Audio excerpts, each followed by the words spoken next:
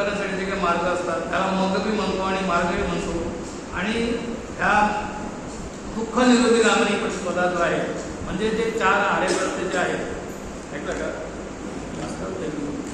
आता या ठिकाणी कसं आहे, आणि त्या जे सत्य जे आहे त्याचा साक्षात्कार केला, त्याचं ज्ञान त्यांनी प्राप्त करून घेतलं आहे आणि त्याचं प्रवचन त्यांनी, त्याची ज्येष्ठ त्यांनी लोकांच्या समोर केले. हे लक्षात घ्या. तुमच्यासाठी सांगितलं की सगळ्यात पहिल्यांदा जे धम्मचक्र सूत्रामध्ये भगवान बुद्धाने जो काही धम्म सांगितला, ज्येष्ठा सांगितलं, ती स्कंद, आयतन आणि धातू याच्यावर दिलेलं आहे. धम्मचक्र प्रवर्तन म्हणजे काय की त्या धम्म आणि चक्र, प्रवर्तन म्हणजे काय, बोलणे, प्रज्ञाने बोलणे, विशेष काहीतरी असं बोलणे, म्हणजे एक सूत्र गेले की दुसरं सूत्र, दुसरं सूत्र गेले की तिसरं सूत्र, तिसरं गेले की असं चौथं सूत्र, अशा पद्धतीने आपण त्याला हे केलं. हा आर्य आश्रम मार्ग संपला नाही आहे, त्याच्यातल्या काही विशिष्ट त्या बाबी आहेत. ज्ञान साधना केली असते तर आपल्याला अजून काहीतरी विशिष्टपणे तुम्हाला काही गोष्टी सांगता आल्या असत्या.